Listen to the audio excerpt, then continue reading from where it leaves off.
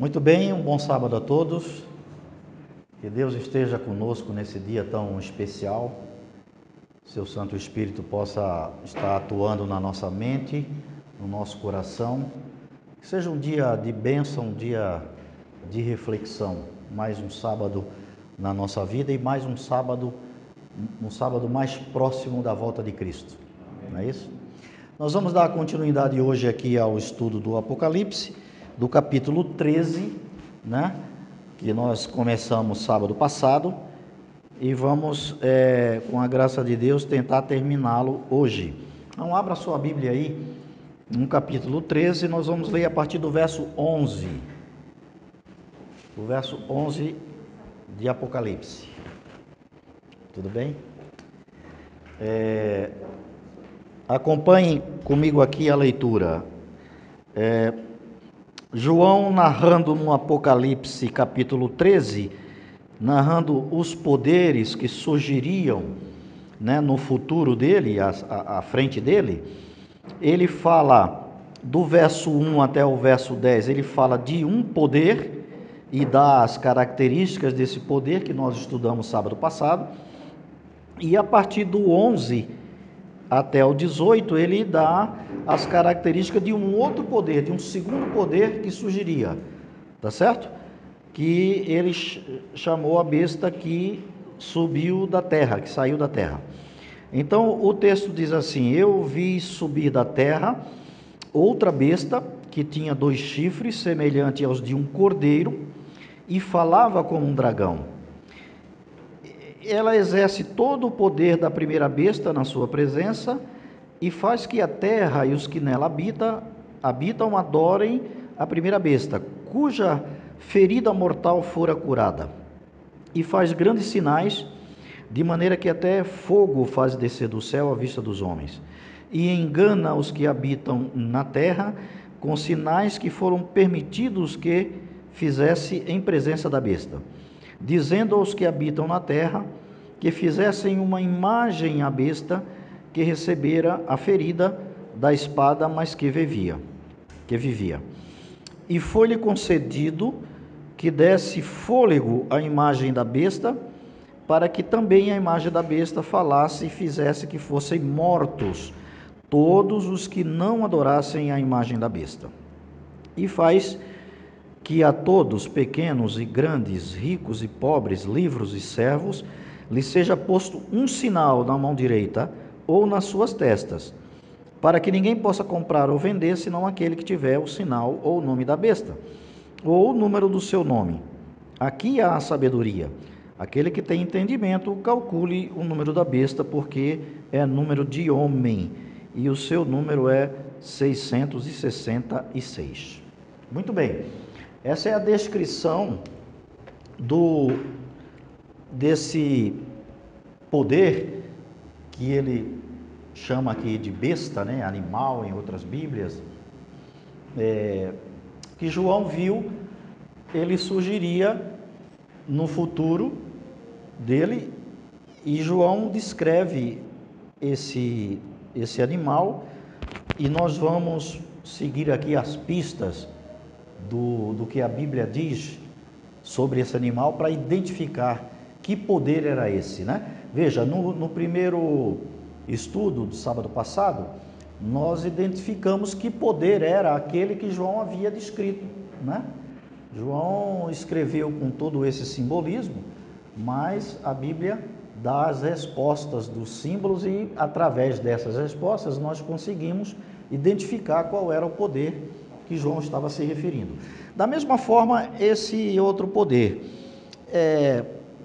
ele diz que viu esse poder que ele saía da terra. No primeiro estudo, ele viu o poder saindo das águas, saindo do mar. E nós vimos que, como a Bíblia diz, águas são povos, tribos, línguas, né? Então era um poder que saía de um lugar muito populoso, de muita gente e tudo mais. Como o primeiro poder sai das águas, e águas representa povos, um lugar muito populoso, o segundo poder sai da terra. Então, teoricamente, ao contrário do primeiro poder. ele sai de um lugar não povoado, não populoso, um lugar talvez até deserto, né? Mas João viu que saía, esse poder nascia de um lugar que não tinha muita gente, muita população. A gente já sabe que João estava se referindo a um poder civil que hoje é representado pelos Estados Unidos, dado ao estudo, de uma maneira geral, que a única nação que se enquadra dentro das características de João era o que hoje é os Estados Unidos. Então, se a gente pensar que é essa nação que o João estava se referindo, a gente pode pensar como foi formada a nação americana. Como é que ela surgiu, né? Então, veja, a gente sabe que as terras foram descobertas ali pelo ano de 1492, né? Tem muita história com relação a isso. Primeiro foram os espanhóis, depois aí veio Colombo.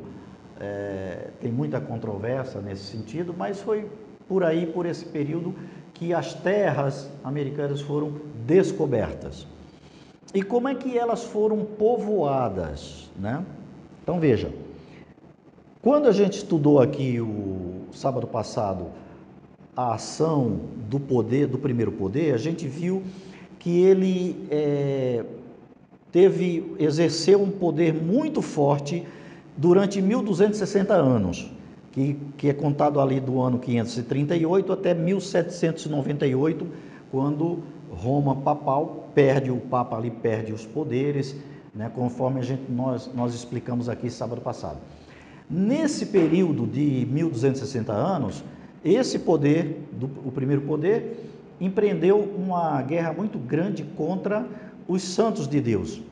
A profecia dizia isso, fez guerra contra os santos e venceram. Então, deixa eu explicar melhor essa questão aqui.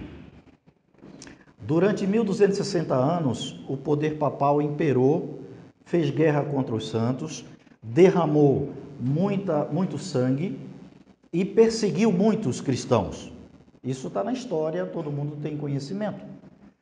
Os cristãos, então, fugindo dessa perseguição, saindo da Europa, fugindo dessa perseguição, foram procurar um local, foram procurar terras onde eles pudessem ter uma liberdade espiritual, pudessem servir ao seu Deus, sem a opressão da Europa, da Roma papal. Então, nessa onda de sair da Europa, os cristãos fugindo encontraram então as terras dos Estados Unidos, que eles chamaram inicialmente de Nova Inglaterra, porque a maioria dos cristãos que saíram da Inglaterra fugindo, né? Não só os ingleses, mas a maioria eram ingleses, aportaram ali com aquele famoso navio Mayflower, né? Que chegou lá. E tem uma história grande. Primeiro eles fizeram uma tentativa com outro navio, depois não deu certo, eles pararam lá em Plymouth, chamaram de Plymouth o local, né, que era da cidade da Inglaterra. Enfim, aí chegaram então nos Estados Unidos e começaram ali a colonização dos Estados Unidos. Então a história dos Estados Unidos começa aí, né, da civilização e da colonização. A partir daí, e os Estados Unidos declarou então a sua independência em 1776, né? 4 de julho de 1776. Então veja que coisa interessante. O primeiro poder recebeu aquela ferida mortal em 1798. Foi quando o general Berthier invadiu ali Roma, né, aprisionou o Papa, destituiu todos os seus poderes e tal. Ali foi a ferida mortal. 1798. Mas em 1776 os Estados Unidos já estava formado. O segundo poder já estava formado como nação, tá certo? Então já nascia ali o segundo poder que João viu que teria um papel fundamental na história do mundo, né? Então, a partir dali, começou então a história desse poder. Aí vamos ver agora as características que João viu nesse poder. No verso 11, ele diz que ele possuía 2 chifres, esse poder. Veja, no verso 11, João viu que esse poder tinha 2 chifres. Veja, no primeiro poder ele tinha 10 chifres, né? E cada chifre tinha uma coroa, simbolizando aqueles 10 reinos que nós explicamos aqui no estudo passado. Esse poder aqui, ele tinha 2 chifres e não tinha coroas. Portanto, não era um poder regido por reis, tá certo? Não tinha reis. E é a história dos Estados Unidos. Não começou, era um país democrático, com liberdade. Tudo que eles queriam era liberdade, né? Tanto é que a Constituição dos Estados Unidos, ela que nunca mudou até os dias de hoje, ela logo no início ali, ela diz que o Estado não vai se juntar com a igreja e nem a igreja com o Estado, tá certo? É um país totalmente laico. Então, esse poder, ele era representado por 2 poderes, né, que nós entendemos aqui, que é o poder civil e o poder religioso, né, e um poder sem reis, um poder democrático. Então, em outras palavras, a igreja e o Estado, né, eram poderes separados que iriam atuar dali para frente. O verso 11 diz também que ele parecia um cordeiro. O cordeiro é um símbolo de Cristo, cordeiro, né? Portanto, simbolizava o cristianismo, simbolizava a doutrina pura de Cristo, que era tudo que eles almejavam, poder adorar ao Deus verdadeiro, né? Então, ele era simbolizado pelo cordeiro. Isso é importante porque aqueles homens que fugiram ali da Europa e foram procurar essas terras, eles queriam liberdade de culto, liberdade para poder adorar o Deus verdadeiro, né?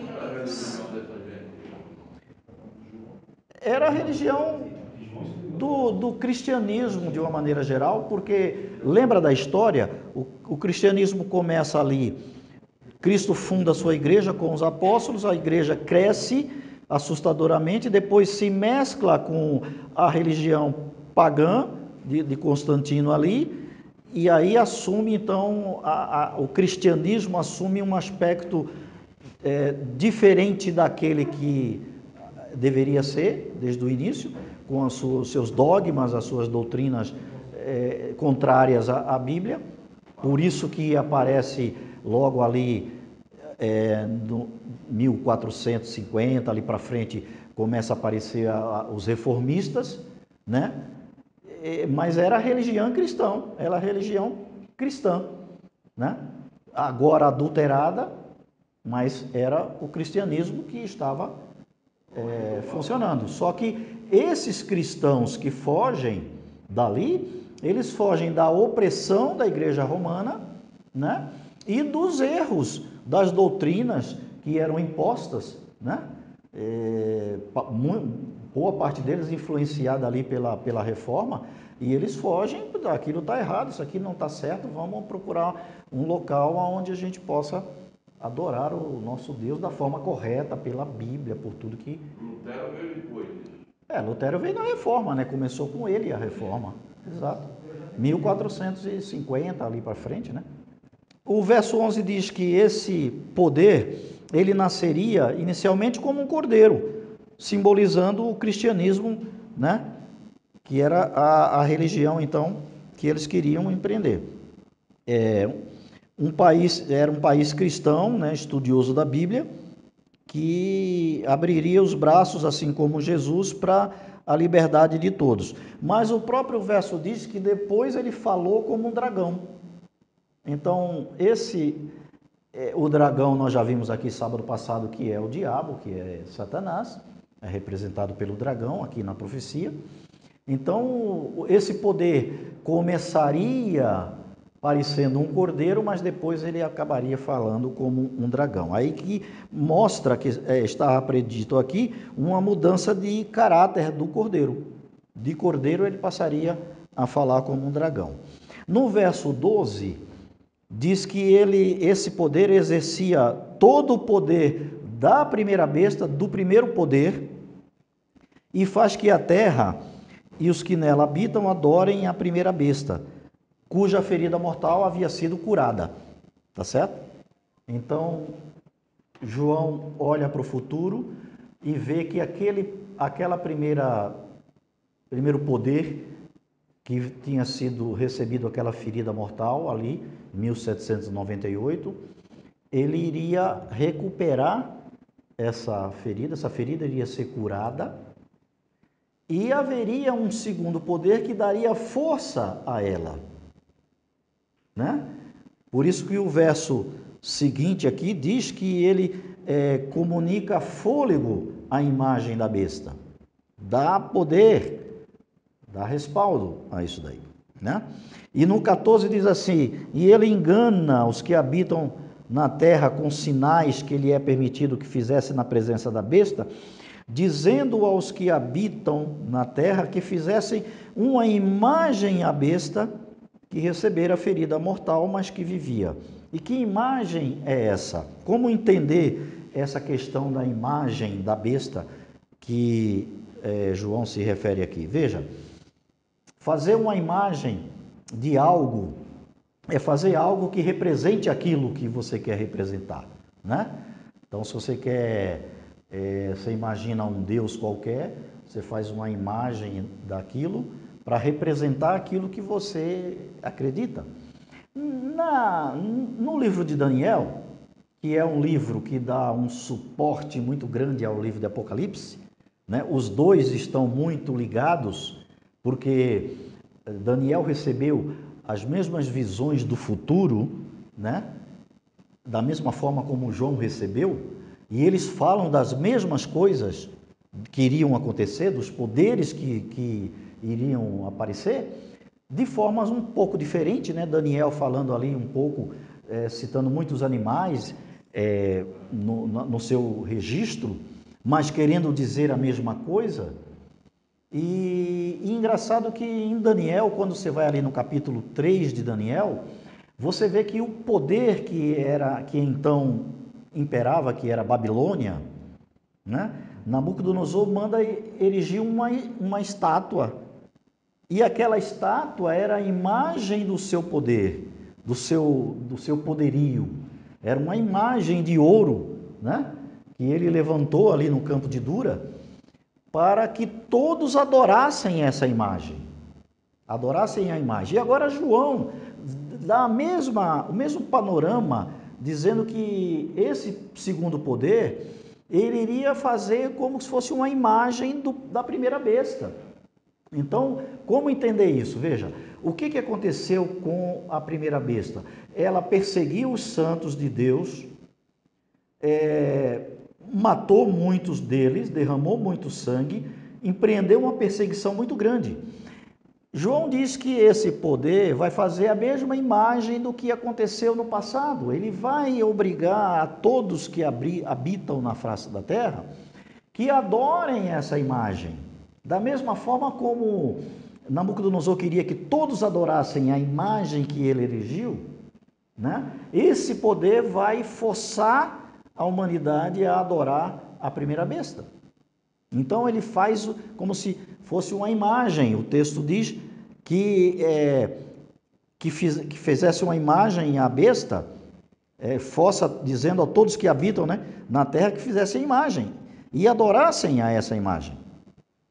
Então, portanto, é uma cópia da perseguição que já houve no passado, que João viu que aconteceria novamente no futuro, né? Depois da ferida mortal, depois que a primeira besta, o primeiro poder se recuperasse da sua ferida, ele iria voltar a fazer a mesma coisa que ele fez no passado. Então, o que está predito aqui é que haverá uma segunda perseguição dos santos de Deus.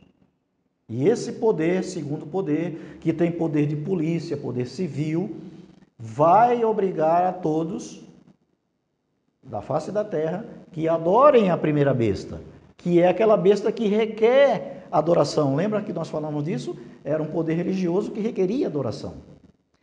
E aqui é interessante a gente lembrar, né, não podemos esquecer, que a questão aqui toda desse conflito é a adoração. Toda a questão aqui está, ele gira em torno de adoração. A quem eu vou adorar?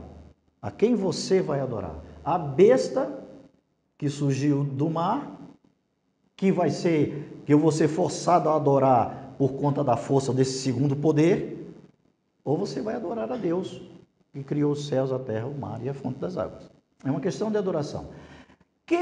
Como nós vimos aqui, que quem está por trás desses poderes, dando o seu poder e a sua autoridade é o dragão, então faz todo sentido a gente pensar que o que está em jogo aqui é adoração. Porque Satanás sempre quis ser adorado.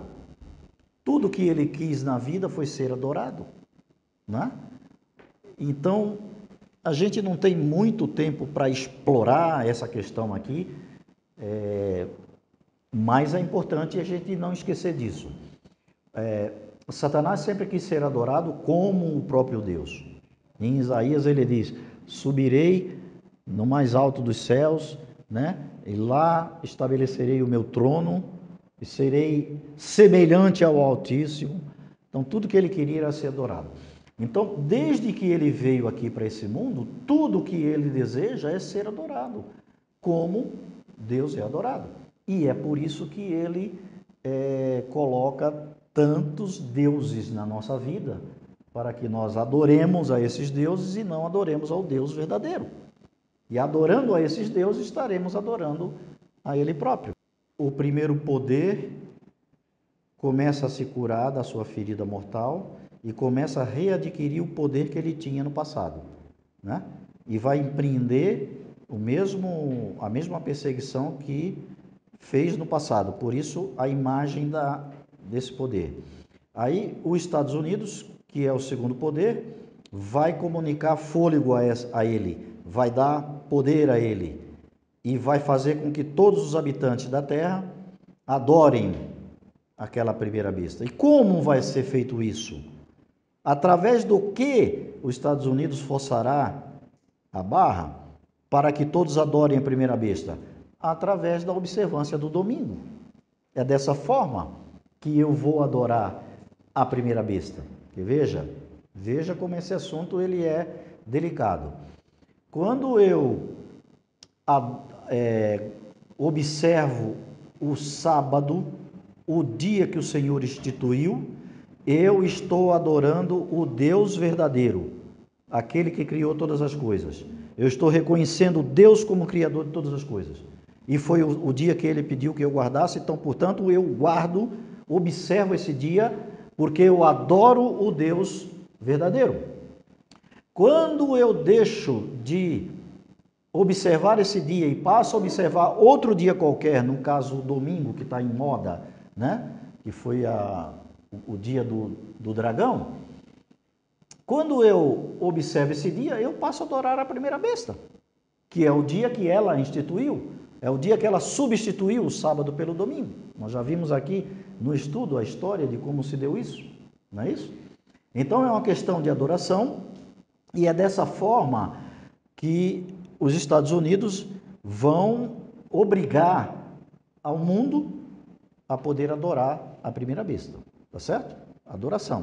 O que está aqui em jogo é adoração. No verso 15 ele diz lá que foi dado poder a essa segunda besta comunicar fôlego à imagem da besta para que ela não só falasse, mas como ainda fizesse morrer.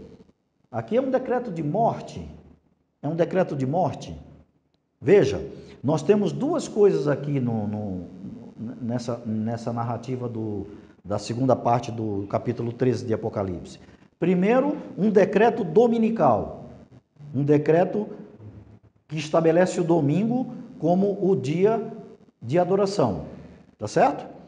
Esse não é um decreto de morte, é um decreto para se adorar e guardar o dia em detrimento do sábado. No verso 15 fala de um segundo decreto, um decreto de morte, que ele vai fazer com que todos morram, aqueles que não adorem a imagem da besta. Então, está aqui predito que os Estados Unidos ele vai ditar leis opressivas que terminarão com a liberdade de consciência, né? Ele dará força à imagem da besta e decretará a morte daqueles que não adorem a besta. Então, o que nós temos aqui? Nós temos um poder religioso que vai atuar no mundo, requerendo adoração para si, se colocando no lugar de Deus, e um segundo poder, uma grande nação, a maior de todas, dando suporte, fôlego, para que o mundo se dobre e adore esse primeiro poder. Tá certo? De que maneira vai ser feito isso? Através da observância do domingo. De que forma? Obrigando a todos, né? Depois nós vamos ver que vai ser posto um sinal nas pessoas. A gente vai explorar isso aqui melhor. Como que isso vai se dar? Porque veja, tem um detalhe aqui, se você pensar. Os Estados Unidos, eles nasceram exatamente fugindo desse poder, do primeiro poder.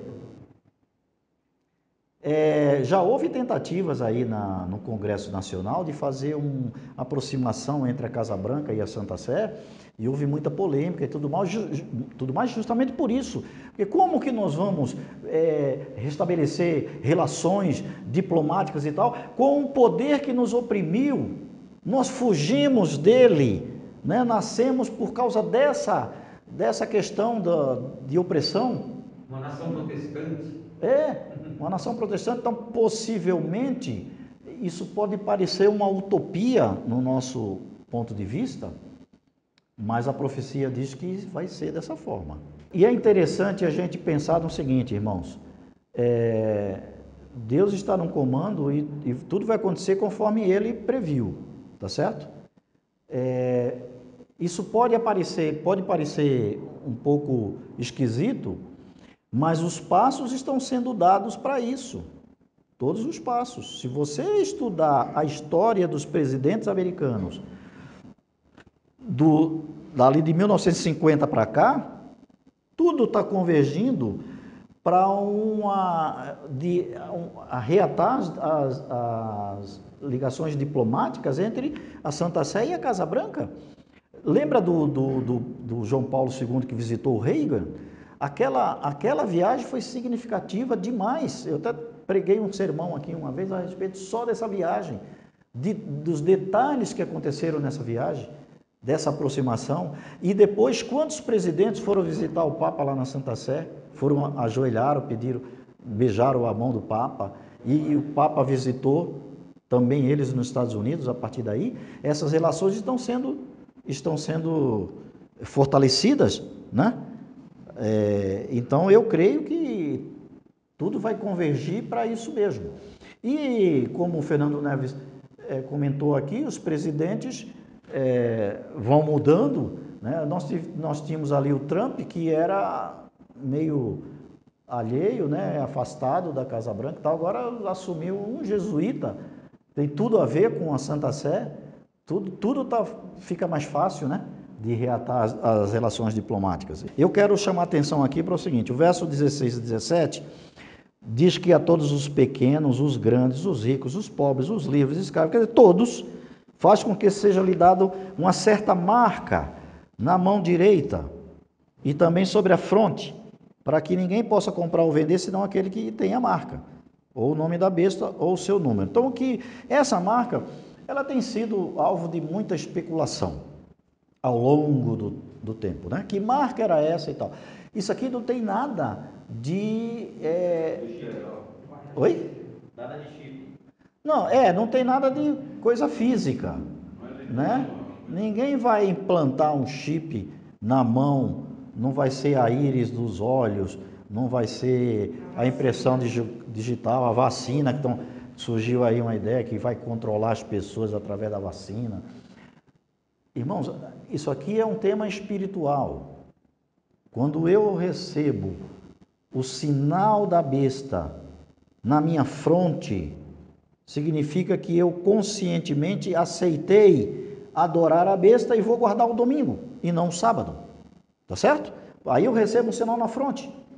O fato de ser um sinal na mão direita significa, a mão direita é símbolo de força de trabalho e tudo mais. Então eu recebo um sinal na fronte, na minha consciência, e eu passo a não trabalhar mais no domingo e passo a trabalhar no sábado. Tá certo? Você aceita conscientemente ou você é forçado pelo trabalho para poder sustentar a sua família? Pela pressão do trabalho. Entendeu? Então, a forma como isso vai ser feito, aí sim pode ser controle tecnológico, né? A forma como vai ser feito isso. Aí pode ser um documento único, que você vai ter que ter um cartão, ou vai ter um chip em algum lugar, sei lá, no teu relógio, no sapato, hoje já tem, né? Já existe isso. Muitos deixarão os caminhos do Senhor por causa da pressão do trabalho. É dessa forma que o segundo poder vai fazer com que todos adorem a primeira besta, porque é a maneira como vai fazer isso, né? É um controle, e sempre foi desejo do ser humano controlar a humanidade, sempre foi, né? De alguma forma. Então, hoje tem tecnologia para isso, e a forma eu não sei como vai ser, pode ser que surja uma tecnologia nova, né? Aí, mais para frente, e aí dessa forma é possível controlar quem é quem, né? Então por isso que diz que só vai poder conviver, comprar, vender e tal, aqueles que tiverem o sinal. Tem a ver com o sustento da vida. Tem a ver com tem a ver com a pressão da vida. Ou você se enquadra ou você está fora, ou vai morrer de fome, né? A escritora Ellen White, que nós adventistas a consideramos uma profetisa de Deus, foi uma das pioneiras do adventismo. Eu quero gastar um minutinho aqui só para explicar isso para vocês. Como é que surgiu a Igreja Adventista do sétimo dia?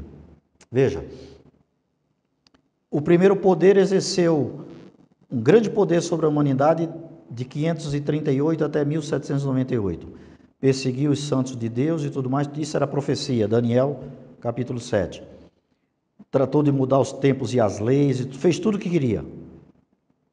Aí, recebeu uma ferida mortal, foi um break, né? Em 1798. Um pouco antes, os reformadores começaram a reconstruir a doutrina bíblica, levantando vários pontos que haviam sido esquecidos e esmagados por esse poder que atuava então.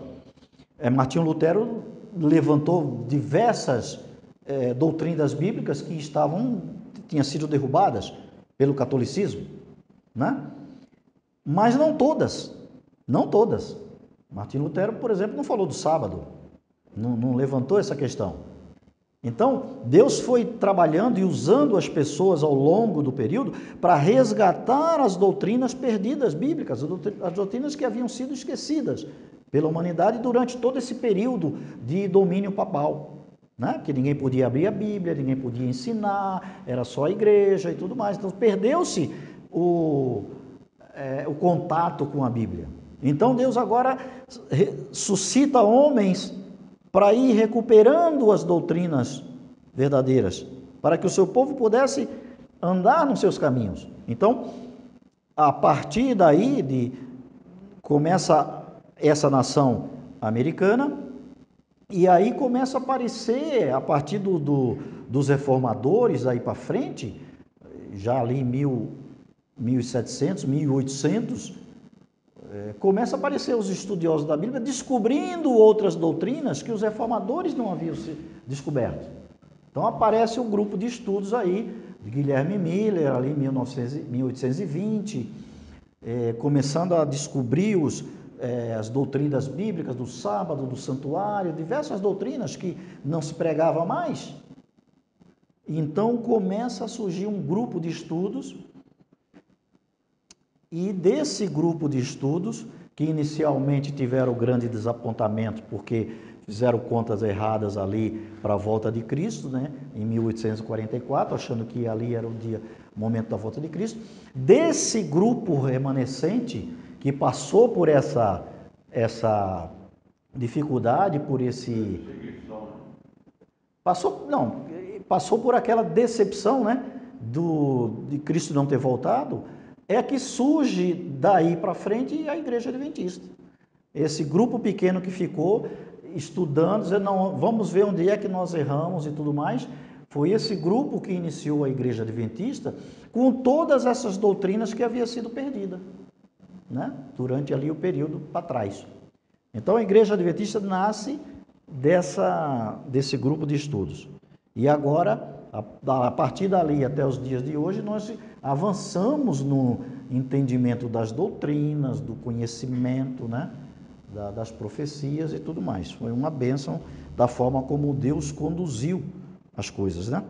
Então, eu quero compartilhar um dos textos aqui de Ellen White, que diz assim, ó, Testemunho Seletos, volume 3, página 142. A substituição da lei de Deus pela dos homens, sábado pelo domingo, a exaltação por autoridades meramente humanas do domingo, posto em lugar do sábado bíblico, é o derradeiro ato do drama. É o derradeiro ato do drama. Então veja, o que é que nós temos pela frente em termos de profecias? Num futuro bem próximo, nós teremos o fechamento da porta da graça. O momento em que Cristo se levanta do seu trono e diz, está feito. Quem for justo, continue justo. Quem for ímpio, continue fazendo a impiedade. Fechamento da porta da graça. Num futuro bem próximo. Não sabemos quando, não tem data, não sabemos. Tá certo? Mas vai haver. Antes disso, digamos que nós estamos aqui, dias de hoje, e o fechamento da porta da graça. Um pouco para frente, pouco antes do fechamento da porta da graça, vai haver isso que nós estamos estudando aqui, o decreto dominical. As forças estão se convergindo para isso, o mundo está se preparando para isso, a Igreja Romana está trabalhando fortemente para estabelecer o domingo como o dia do Senhor, o dia da família, o dia de parar as máquinas e tudo mais. É o pano de fundo, né? Segundo Ellen White, tanto escreveu a respeito disso.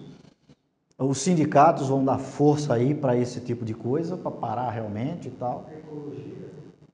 O apelo da ecologia e tudo mais. Então não seria aí o fechamento da porta da graça? Não, calma aí, não. O fechamento está mais na frente. Ele não vai aceitar isso.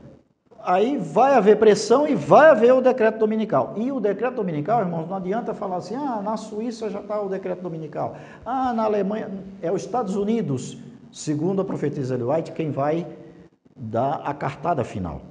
Tá certo? É quando esse país estabelecer as leis, é que é o sinal de que é o último ato do drama, segundo ela. Um dos últimos atos. Aí é o sinal para... Inclusive ela diz, é o seguinte, quando sair o decreto dominical, é o sinal para o povo de Deus sair da grande cidade. Sair da grande cidade para procurar cidades pequenas, né? E muita gente já está fazendo isso, já está preparando o caminho para isso. Para sair para a cidade pequena. Por quê? Porque a pressão na cidade grande vai ser muito grande para quem ficar aqui e quiser continuar guardando o sábado. Vai ser grande por causa disso que nós estudamos aqui. Vai ter controle, vai ter pressão, você pode comprar, você não pode, você não tem documento, você não tem, né, possibilidade de comprar nem vender e tal. Vai ser muito grande. Então saia. Quando sair o decreto dominical é o sinal. E ela ainda diz assim, da mesma forma como foi lá no passado, que o exército de Tito sai de Jerusalém, era o sinal para que os cristãos fugissem, né? Ele tinha feito o cerco lá, mas por alguma razão ele é chamado lá em Roma, ele sai de lá, tira o cerco, volta para Roma, isso era o sinal para eles fugirem. Então ela diz da mesma forma, o decreto dominical é o sinal para fugir. Vai ficar aqui, talvez aqueles de fibra mais elevada, mais forte, porque nós ainda temos um restinho de tempo para pregar o Evangelho. O Evangelho vai ter que ser pregado em todo mundo. E então virá o fim. Então sai o decreto dominical, não é o fechamento da porta da graça ainda, mas dali até o fechamento da porta da graça, nós vamos pregar o Evangelho, ainda o restinho que falta. É o alto clamor, a pregação do alto clamor. É aquela parábola que Cristo contou dos trabalhadores. Alguns vêm antes e outros vêm só no finalzinho do dia trabalhar. É o que são chamados de última hora. Mas entrarão no reino dos céus. Tá certo? Muito coração sincero está lá. Uma hora vai ser tocado pelo Espírito Santo. Então, decreto dominical, derramamento da chuva serôdia para aqueles que estão preparados para terminar de pregar o Evangelho, né? O Espírito Santo com força, assim como foi no Pentecostes. Derramamento do Espírito Santo, aí vamos pregar o Evangelho com todo o poder. Aí, nesse momento aqui, um pouco antes, vai haver a sacudidura, porque a pressão do domingo vai fazer com que muitos abandonem a fé, tá certo? Muitos vão sair e muitos virão de lá para se juntar ao povo de Deus. Aí tem decreto dominical, derramamento da chuva serôdia, sacudidura do povo de Deus, e aí vem e fechamento da porta da graça. Aí o Espírito Santo solta esse mundo na entrega da mão de Satanás. Os 4 anjos de Apocalipse soltam os ventos, aí vai haver guerra, tumulto. Satanás vai mergulhar esse mundo numa situação, numa angústia de qual nunca houve desde que houve nação. Daniel 12, verso 1, né? E aí daí para frente, depois do fechamento da porta da graça, aí vem o derramamento das pragas e tudo mais, aí vem o decreto de morte, que nós vimos aqui, que nós comentamos aqui, ali por volta da 3ª praga, mais ou menos, o decreto de morte. Aí vem um momento de sair das cidades pequenas para os lugares desertos, retirados, porque a pressão vai chegar lá também. É um estudo bonito que nós já fizemos aqui dos eventos finais, nós vamos voltar a estudar isso, mas é esse panorama que está se desenhando nesse momento. Depois do fechamento da porta da graça, ainda vai continuar essa perseguição, né? Aí é que vai, aí é que... depois do fechamento da porta da graça, aí é que vai se intensificar a perseguição. Por isso que Daniel... E quem já está selado do povo de Deus? Já está selado, acabou. Não se perde mais e nem morre mais ninguém. Mas vai estar ali, no caso, protegido pelo Espírito Santo, né? Exato, porque veja o que acontece. Fechou a porta da graça, o Espírito Santo não tem mais atuação nesse mundo, não há mais obra salvífica. O Espírito Santo não vai mais atuar ninguém para salvação, porque já fechou a porta da graça. Aí ele retira-se do mundo e passa a proteger os salvos, os selados, para ajudá-los a atravessar agora a parte terrível que vem das pragas, da perseguição, do decreto de morte. E o Espírito Santo estará protegendo. É por isso que Isaías diz que o seu pão será certo, suas águas serão certas, né? Se passar pelo rio não vai se submergir, se passar pelo fogo não vai se queimar, porque o Espírito Santo estará protegendo os salvos de Deus, os santos, os selados. Onde você fala isso? Isaías 33, Isaías 43. Isso que nós estamos estudando é a questão da adoração, a quem eu devo adorar, se o mundo ou se o Deus verdadeiro. O que está em jogo é isso, tá certo? A salvação é uma questão individual. Cada um será provado na sua fé. A fé da minha esposa não vale nada para mim, né? A fé do meu pai, que foi um grande homem, na minha opinião, um homem de Deus, que entregou a vida toda a Deus, não serve para mim, a menos pode servir de exemplo, mas não vai me acreditar nada para a minha salvação. A salvação é individual, cada um busca a sua salvação, a andar com Deus, tá certo?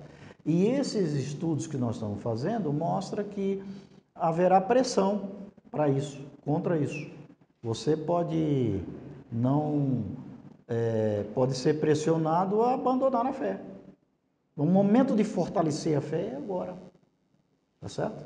O momento de fortalecer a fé é agora.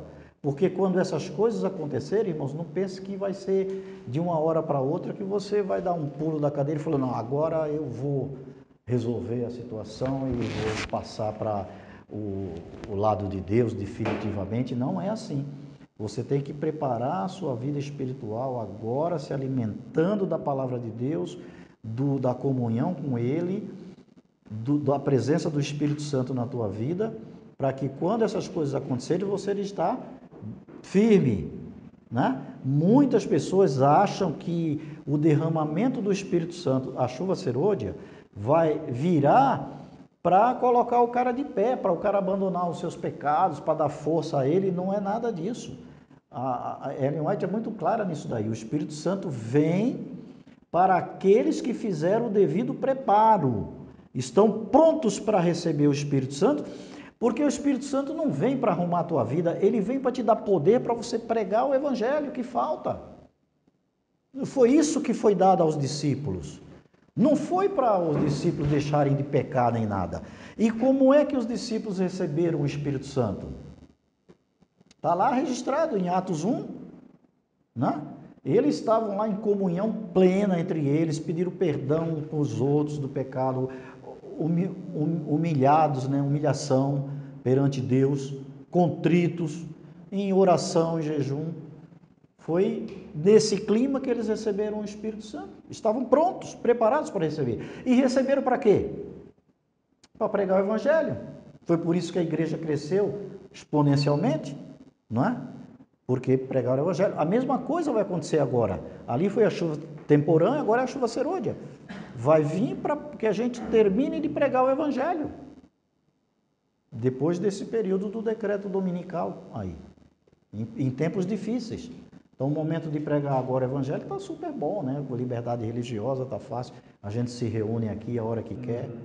Isso é bom, mas vai haver tempos difíceis em que vai precisar pegar o Evangelho para o final que falta, para que Cristo possa voltar. Tá certo? Então, eu vou sugerir aqui o seguinte, que a gente volte em janeiro com esse tema ainda. Não o tema específico do capítulo 13, porque aí nós já vimos os dois poderes, já identificamos quais são, né? Nenhuma outra nação do mundo tem as características desse poder do capítulo 13 de Apocalipse, né? E nenhuma outra denominação religiosa tem as mesmas características do primeiro poder de Apocalipse 13, a não ser a Igreja Romana, a Igreja Católica. Então são esses dois poderes que vão atuar daí para frente. Então vamos ficar de olho no que esses poderes estão fazendo, tá certo? O que os Estados Unidos está fazendo para se aproximar da Santa Sé, do Vaticano, e o Vaticano também fazendo no mundo e com os Estados Unidos para poder essa profecia se cumprir. Eu tenho certeza que ela vai se cumprir da forma como a Bíblia relata, tá certo? E ficar de olho também na pregação do Evangelho, porque é outro ator aí do drama final do mundo. A Igreja Adventista vai pregar o Evangelho e precisa pregar em todo o mundo. Já estamos quase em todos os países do mundo. Mas de alguma forma, Deus vai pregar o Evangelho, não talvez só através da Igreja Adventista, mas por outros meios, né? Eu creio nisso, mas vai pregar o Evangelho e dar oportunidade a todos. Tá certo? Então, a gente volta dia 22 de janeiro, e aí a gente volta com esse tema dos eventos finais. A gente pode retomar um pouco disso e avançar um pouquinho de como vão se desenrolar as coisas, tá certo? Ok? Muito bem, vamos ficar em pé e vamos orar.